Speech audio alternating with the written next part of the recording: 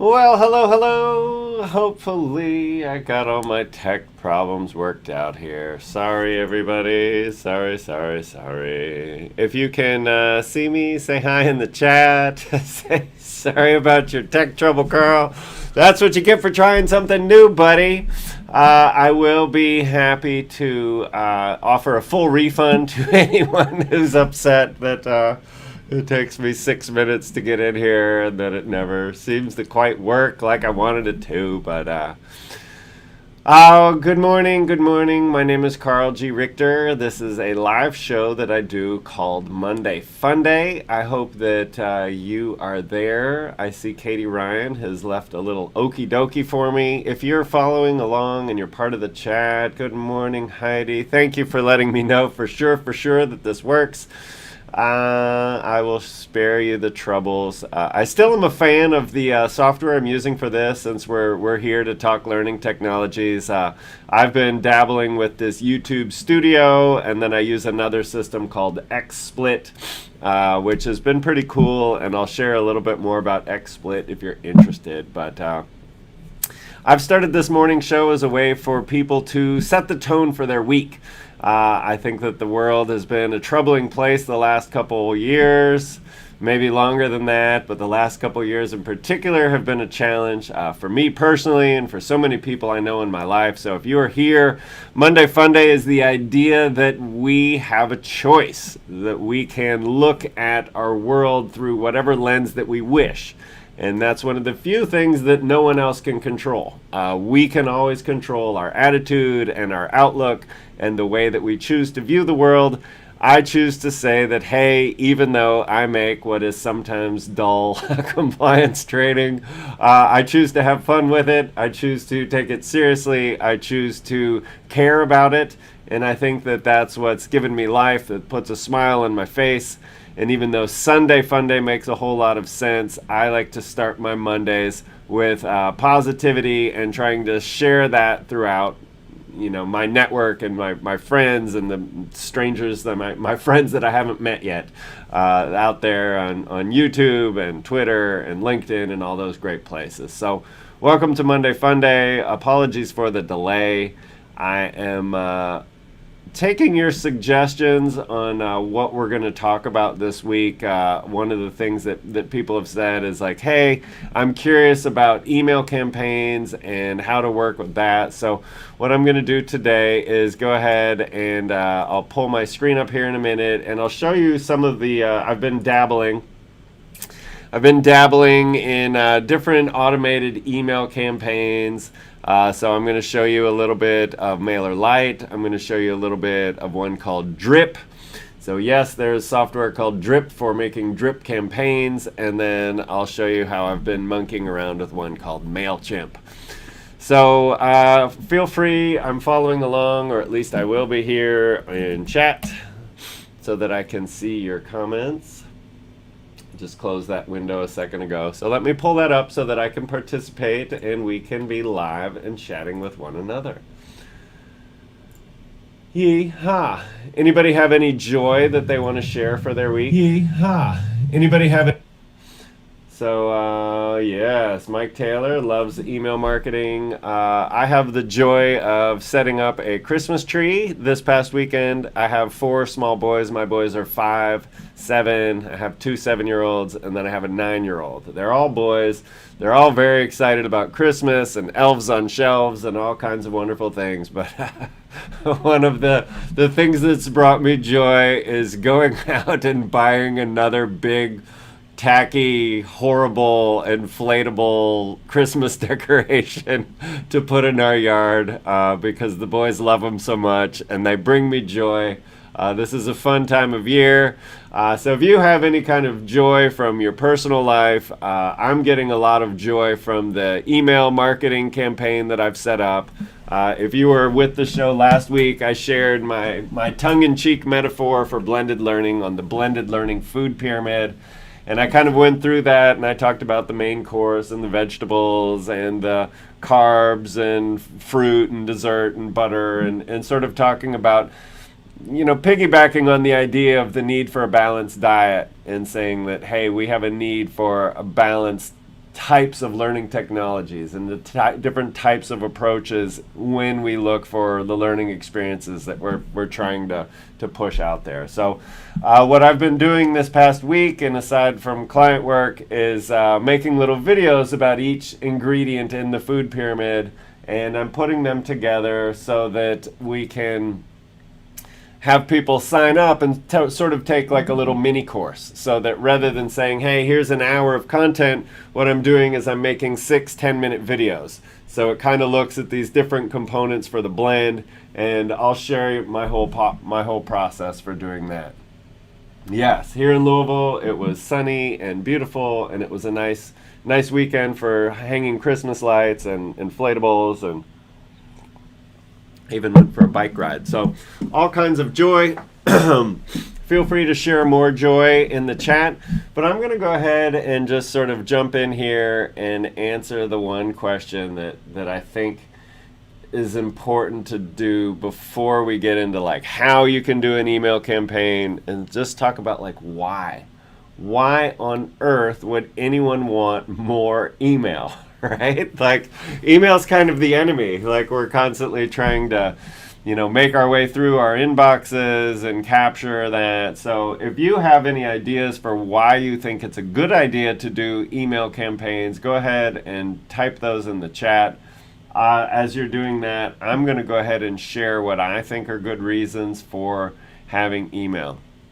The very first one is that it's mobile. It's automatically mobile, that everyone already carries around their phone. Everyone's already checking their email. in most cases, I've worked with organizations where people don't check their email and don't even have a corporate email. Obviously, learning campaigns for those individuals, those organizations are not going to be a good fit. But email's mobile.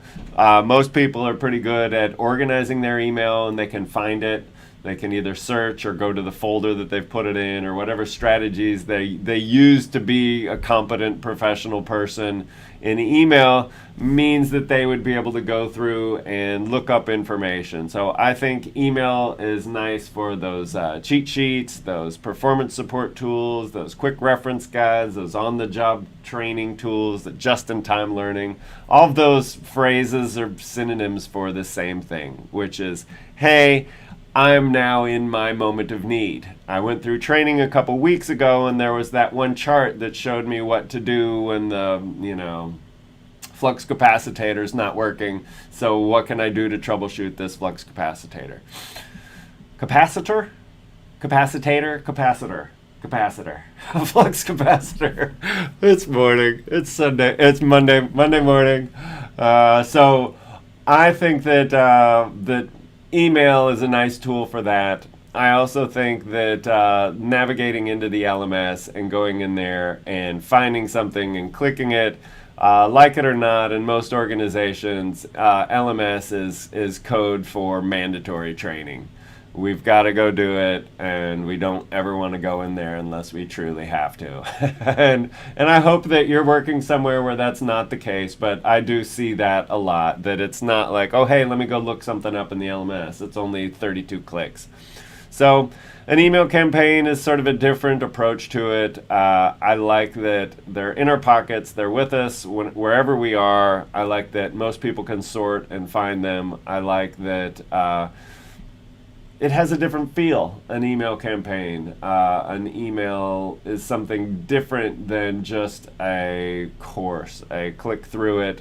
It's something that we can swipe through. There's lots of nice newsletters that are out there. Mike Taylor's here. If you haven't signed up for his, you really should. There's a lot of wonderful newsletters out there that feed our brains with little information, little nuggets of wisdom, turn us on to little great resources. And so another thing that I like about email is that you set it up. Like, I'm setting up this automated thing that I'm going to hope will run for a year or two or longer, and I can go in and update it. But yeah, scheduling in advance is real nice. I send out Monday morning emails, and there are some weekends that I'm working on it late Sunday or Monday mornings, but for the most part, the Monday Funday newsletter that I send out at 7:30 a.m. on a Monday to try and get people started with positivity and spark some joy for their craft. I do it Fridays. Mike and I usually talk on the phone a little bit, and I get inspired, and I try and write, a little message out and put together the video on Fridays, and then I say, okay, let's automatically schedule that to go out. And that's something that's nice. You can't, well, maybe you can do that in Outlook. People probably do that in Outlook. I don't even use Outlook. I use Gmail. But for these sort of automated campaigns, it's nice that somebody can say, hey, Karl, I'm interested in blended learning. Tell me more. And then they just start getting emails from me. So if you pick Thursday to be interested in my blended learning food pyramid, you're going to get an email that Thursday. And then I'll show you in a minute how I've got it set up so that every Thursday you're getting an email for 6 weeks. I'm kind of pitching it as sort of a little mini course. And then, yeah. So that is my reasons for why you would want to do one of these. I can share some examples of how. You see a lot of software companies doing it where it's like, okay, so I was just talking about my software here, XSplit Broadcaster, that I'm using to go live and to share my screen and do little cool things like this. So I can click XSplit and all of a sudden it puts me behind different background images, and I can have a big version of myself and a small version of myself. And what's cool is XSplit sends out little emails with a little tip. It's like, hey, did you know that you can put yourself in front of a sparkle or thing that says Monday Funday, and here's how you would do it. So rather than giving somebody a whole bunch of information, it's like, hey, here's just like something else that you can do. Maybe you're competent, maybe you want to grow, maybe you want to build on what you already know a little bit. Email's nice for a little nugget of information that I think the dreaded really long email, and maybe I'm guilty of this, but I'm trying to do like 10 to 15 minutes. Micro learning, buzzword alert. But let me jump in here. If you're in chat and you're following along here, I know Mike, you've been familiar with MailerLite, Katie Ryan and Heidi, anybody else watching, have you worked with any of these campaigns? I'm going to go through and just sort of show you a look at what the different tools are. And these three software, I've been doing kind of a comparison with them over the year. And I'm going to sort of show you the different principles of these, and then show you how they're sort of different from thing to thing.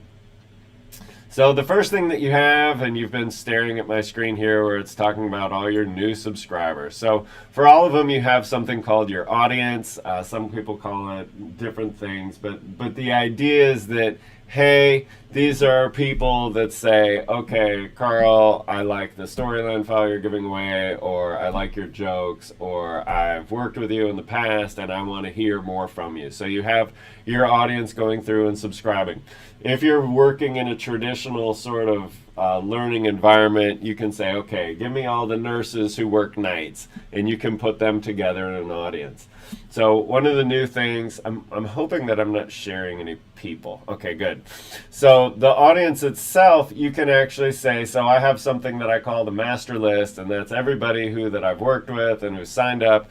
And then what's really neat about it is you have one big audience, and then you can set them up in different groups. Some call them groups, some call them tags, some call them segments. But you can sort of say, like, okay, I have all these people that I've worked with. Some of them build e-learning, some of them don't. So the people who don't build e-learning, I'm not going to send them the video that says, like, oh, hey, here's a cool trick you can use for storyline triggers. Because they don't have storyline. That's not interesting to them. That's just noise. And that's one of the problems with email in general. Unwanted email, spammy email.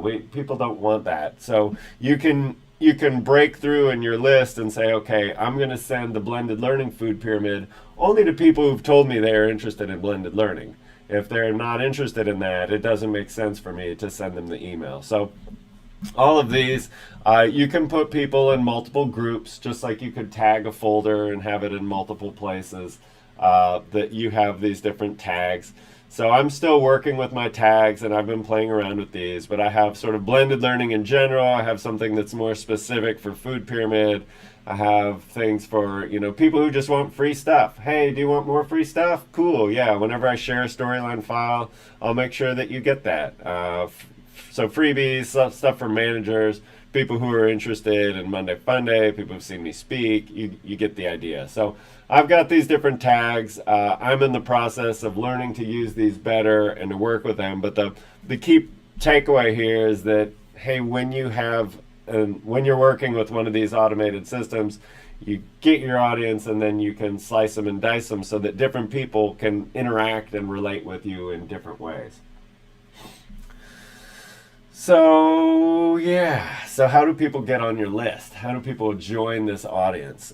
You can do it manual. You can go ahead and just add contacts. You can import them from a big Excel file if you've got hundreds of people. You can pull that information from your LMS or something and say, okay, here, we're going to talk to nurses who work nights, and here's the list of all the nurses who work at night.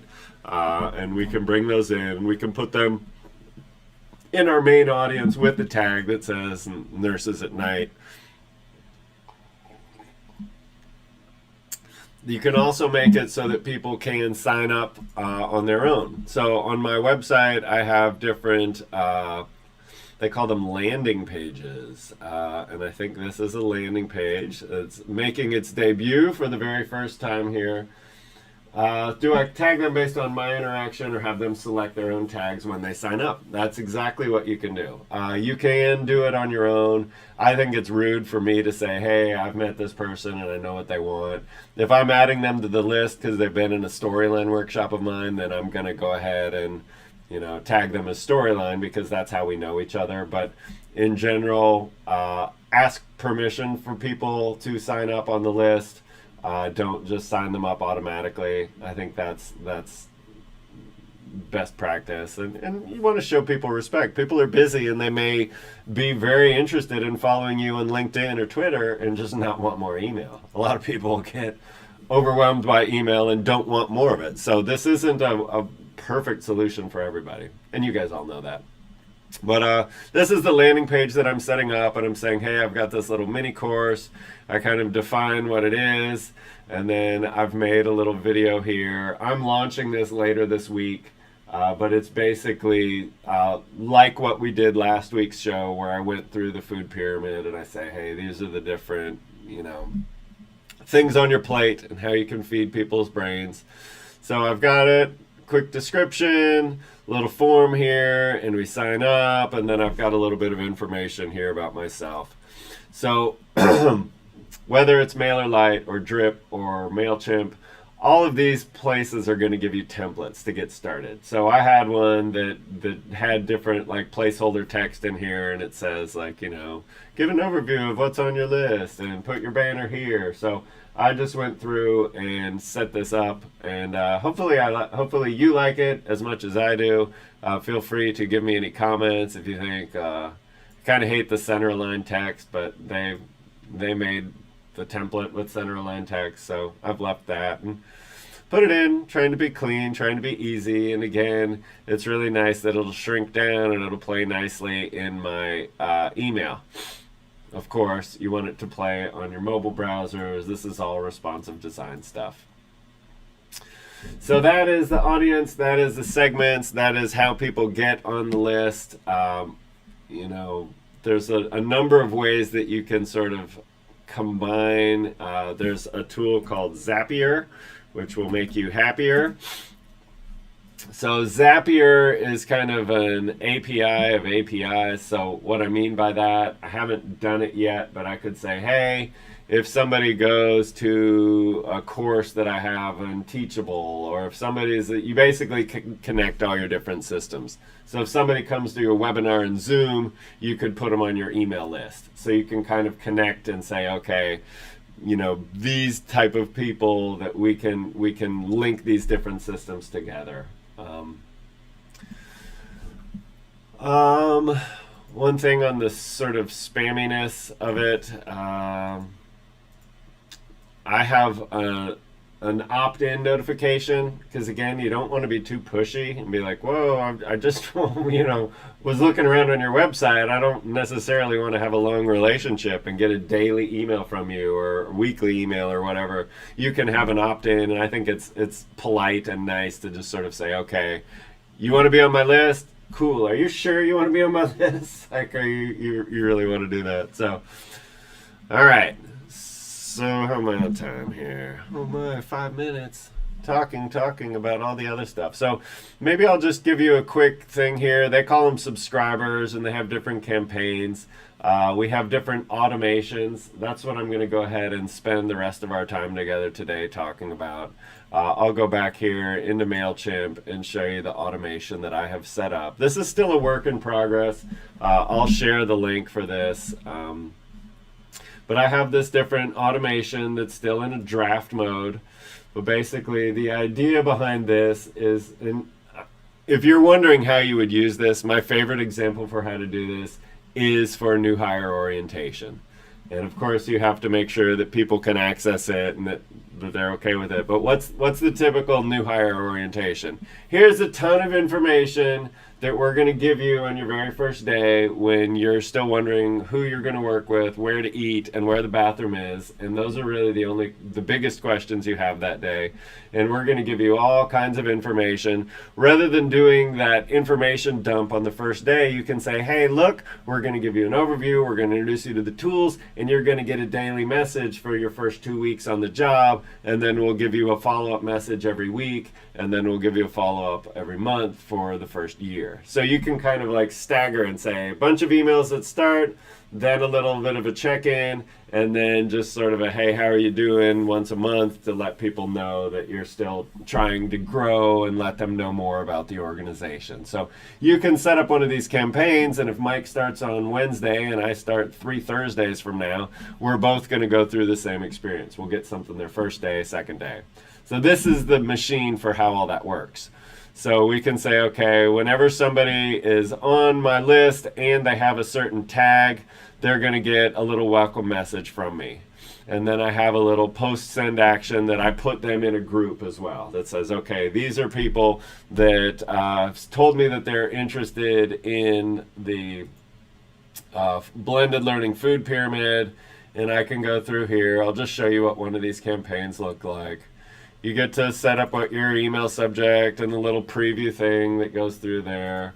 You can set up templates so that you're doing your work. Working smart, not working hard. But I'm kind of going with the same similar thing where I'm going through and explaining what comes next and how to do it.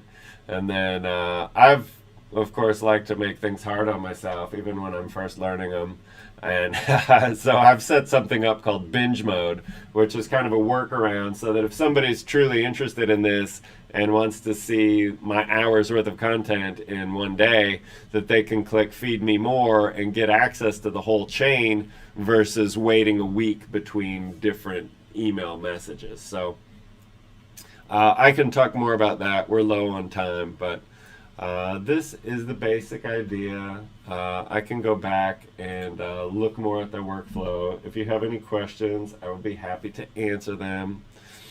So you see that I've got, right now I'm testing it, saying, I want to make sure that it works, but eventually I'm going to have this one go out after a week, and this one go after 2 weeks, and this one go after 3 weeks, and this one go after 4 weeks, and 5 weeks, and then wrapping it up with 6 weeks. So the idea is that it takes a lot of work up front, but then you have this nice automated experience that you can create for people that sort of hit those same high points that I was talking about before with, it's in your inbox, it's modern, it's not an LMS course, it's something different.